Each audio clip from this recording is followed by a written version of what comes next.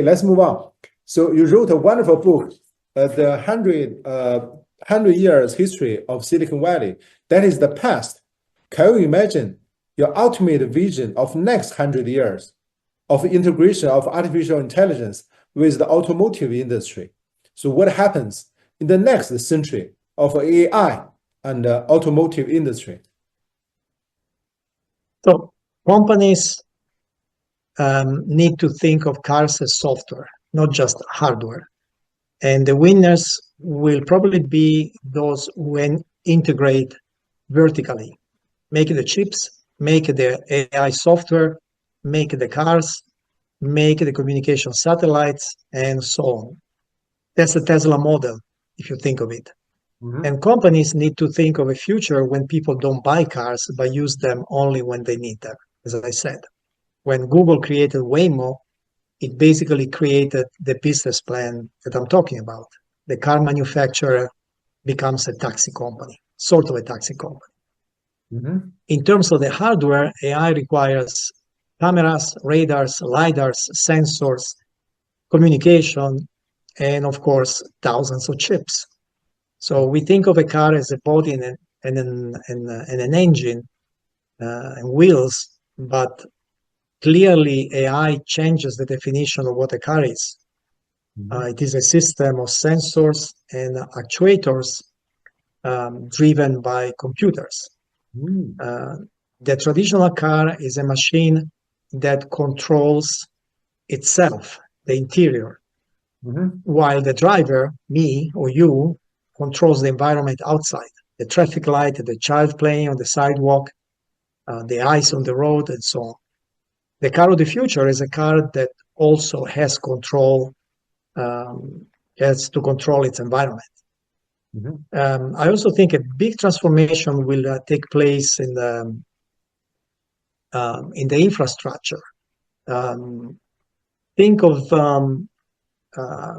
why today we have traffic lights and traffic signs and so on. Because human drivers need to know when to drive and when to stop. But self-driving cars can communicate to each other, can talk to each other, can also see each other. And so there will be a big transformation in the infrastructure when you don't, basically, if you have a zone in which only self-driving cars are allowed, you don't need to have traffic lights, traffic stops. You don't need to have lanes. I mean, cars will know there's a car coming from that side. Oh, there's no car here. I can just go. There's no need to have a traffic light. So there will be a big transformation also in the infrastructure, in the physical road. And I think as the safety increases and the cost decreases, there will be a strong motivation, especially downtown, to have zones where only self-driving cars are allowed. And in those zones, really, the whole concept of the road will change completely. That is beautiful. We're looking forward to that brave new world. And for your information, China not only have the best AI company, electronic car company, we have wonderful infrastructure. So Dr. Scrufy, you should visit China more often to experience our electronic vehicle and our infrastructures. Okay, the next question. Many people refer to AI as the fourth industrial revolution.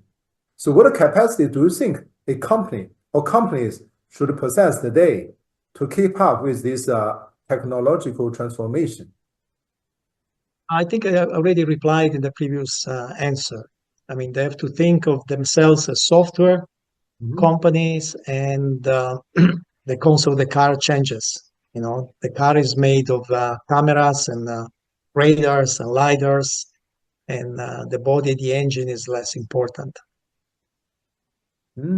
That's great. That's great. That's great to hear. The next question.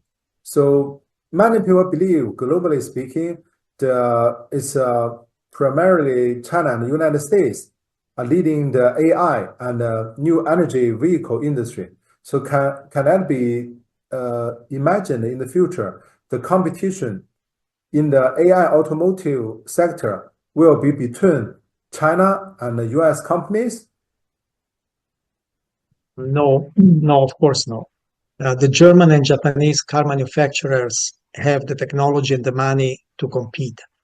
Actually, the first car with level 3 automation was an Audi.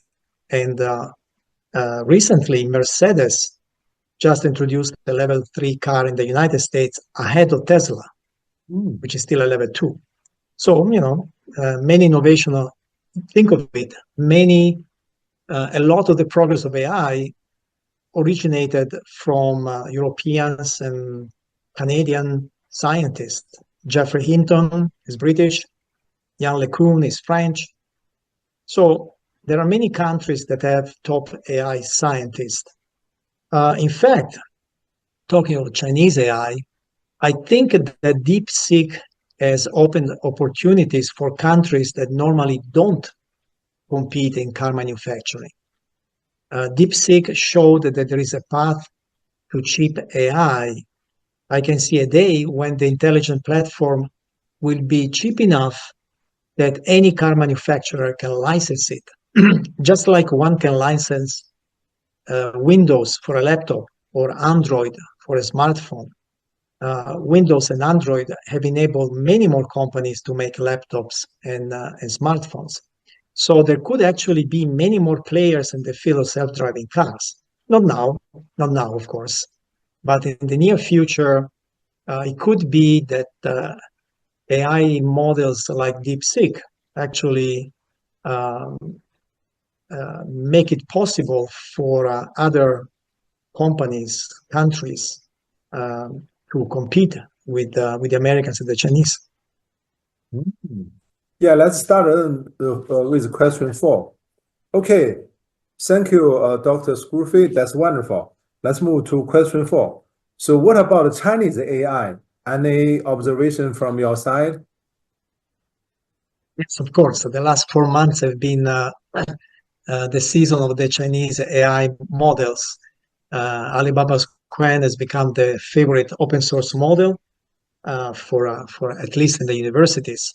And DeepSeek R1 was big news because suddenly China achieved something that Silicon Valley was not even prepared to do.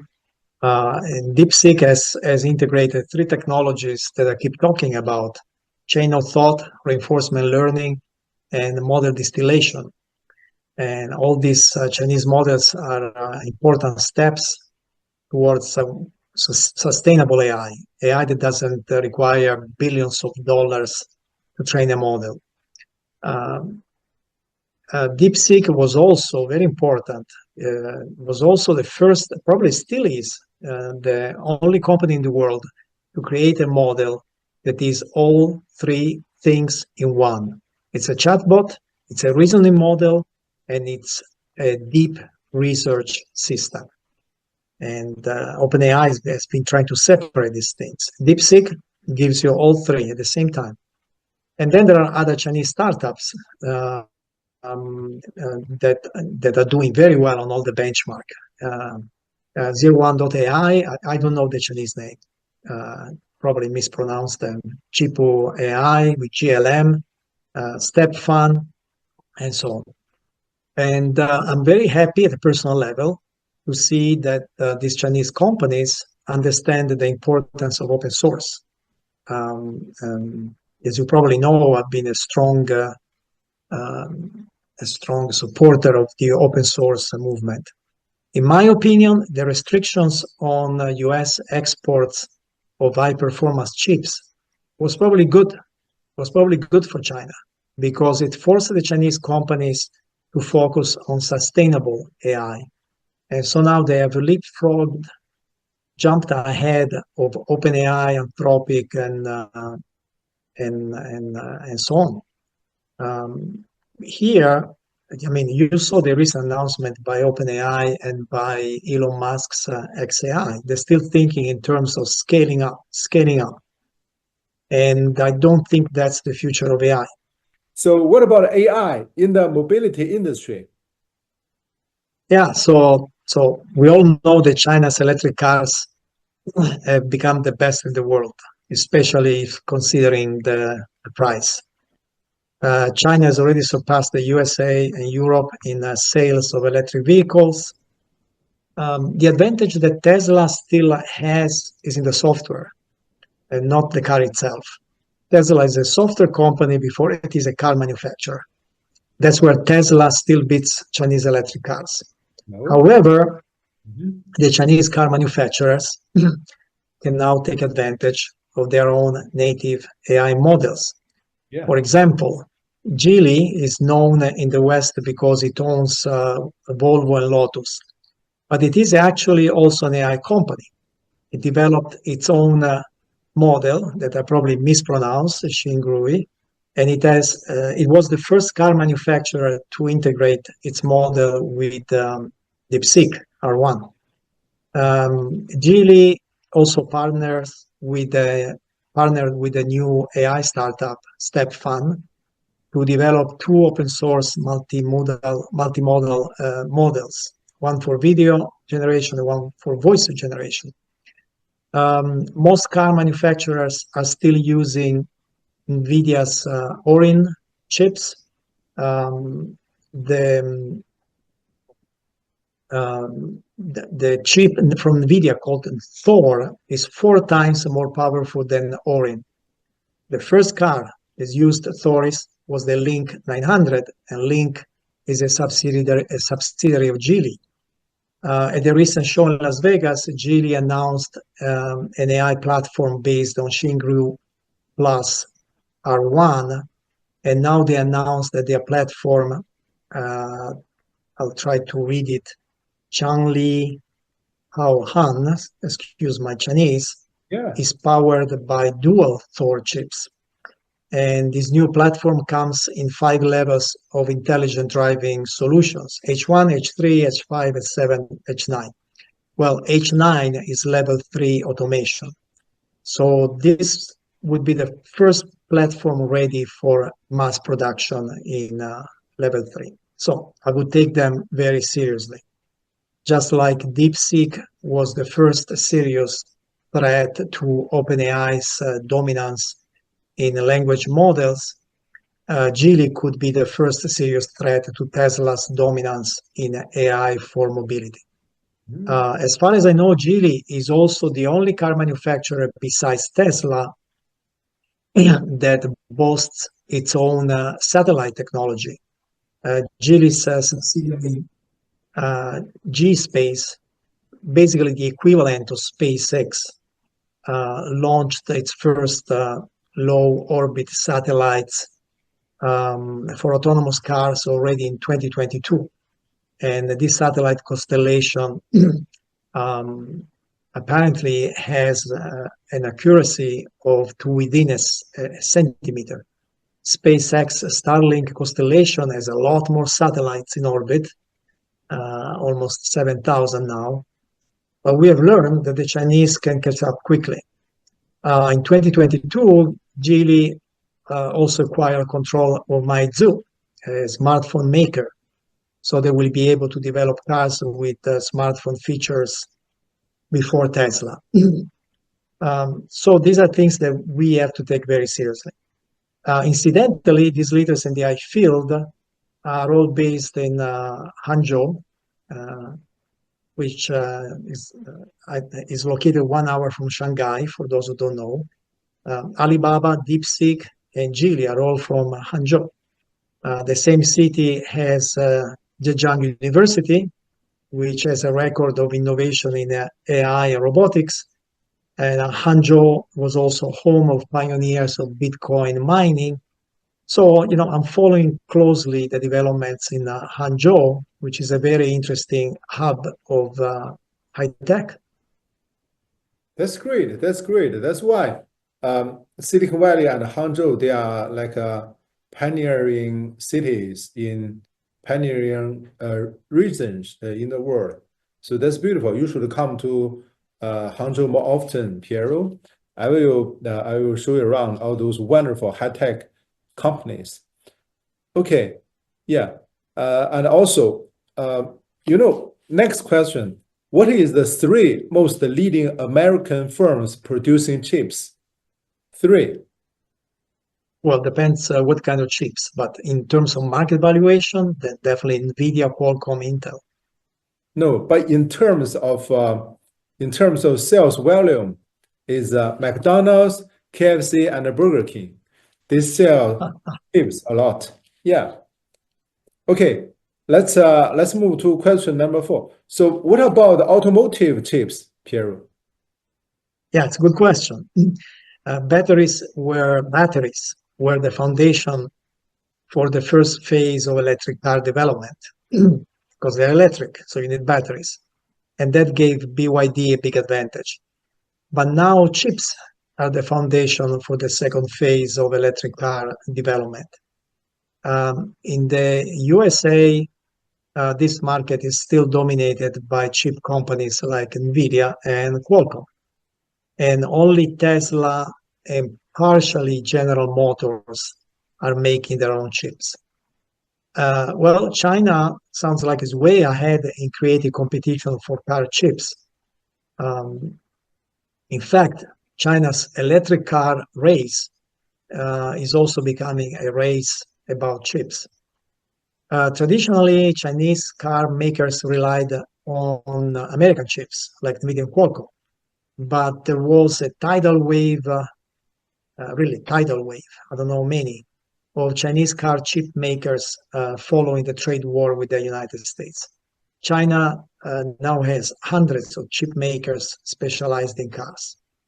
For example, SiEngine, which originally was a joint venture between ARM, the great British designer of chips, and Eckers X, which is a subsidiary of Geely, they made China's first what's the name? I don't remember the name, but the first 7-nanometer car chip in 2024. Longyin, right? It's called Longyin, if I'm not mistaken. Yeah, that's the one. Semi-drive, yeah, that's why I wasn't.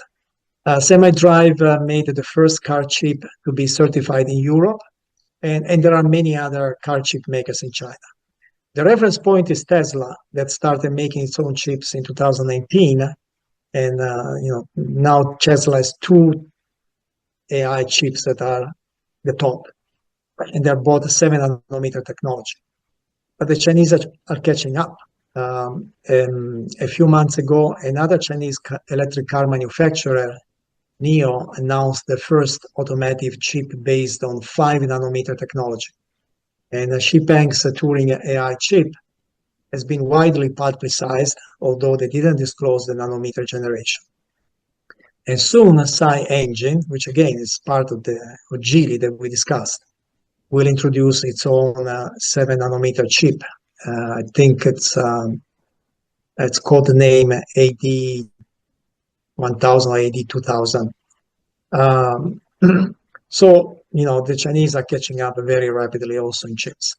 And yes, chips are becoming more important than batteries in this race for self-driving electric cars. Okay, so I'm curious about how the Silicon Valley companies, the people, the geeks there view Chinese technology innovation. So what is your observation? So in general, well, first there was the shock, of course. It was very surprising but mainly because Silicon Valley doesn't really pay attention. But then there's a general good feeling, satisfaction. DeepSeek has achieved something important for everybody. It proved that sustainable AI is possible, and we can discuss the details. But that's, as I said before, it's doing exactly the things that I wanted to see. So we are pleased, and we are pleased that these Chinese models are open source. So in the end, it helps international collaboration. Of course, if you ask companies like OpenAI, they're probably not happy because it hurts their business model. But the community in general, I think, sees this as very positive development. In fact, as I said, Alibaba's Quen has become a favorite both at Berkeley and Stanford. A favorite for the teachers, favorite for the students. And these models make AI easier for everybody. That is beautiful. That is very true. So everybody in this country, in China, is using DeepSeek. Okay. So I'm curious about, maybe very last question, regarding about the technological, ethnic, and social value. You have been repeatedly warned that human beings are becoming dumber and dumber due to the technology. So how can we avoid alienation of human nature in the process of intelligence development? Yeah, maybe dumber is not the right term, but we lose skills. And that's the story of any new technology. Humans lose some skills when a technology does the work for them. 1,000 years ago, when very few people knew how to read and write, and there were very few books, it was normal to memorize a very long poem. Now, it's difficult to memorize even 10 lines. My generation was able to drive anywhere without a smartphone. The new generation needs a smartphone or doesn't know where to go. So in the future, people won't even need to know how to drive a car because the car will be self-driving. So we lose skills. That's what I normally talk about. Maybe some of the skills we'll never need again. Personally, I think it's useful to keep them. So I personally go hiking on mountains where there is no signal and only orientation skills can help me. I still calculate with paper and pen. My friends make fun of me. Why don't you just type it in the phone? Well, let me calculate with paper and pen. I try to use it just with my mind. I think all of these are good mental exercise, and you never know when these skills can become useful again. So personally, I feel sorry when I see a younger generation that depends so much on the smartphone. They cannot go um, anywhere without having a smartphone. I think that we lose a skill of orientation that someday could be important again. That's all. So I wouldn't say dumber, but definitely we lose skills, and we have to be careful. That's great. You are giving a wonderful warning to the younger generation. Luckily enough, I'm not a younger generation, so I can use a mobile phone as much as I like. You're much younger than me. Maybe like only 50 years, not too much. The last question, what is your warning? So the last question, what is your warning upon the transportation industry, a mobile industry? Warning? What do you mean by warning? I mean advice? Advice, yeah, advice, suggestions, warning, yeah. Oh, definitely invest in AI and in chips.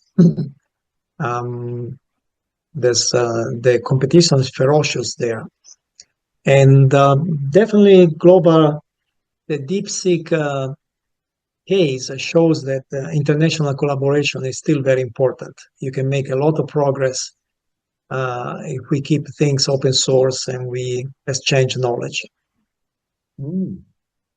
Very good, very good.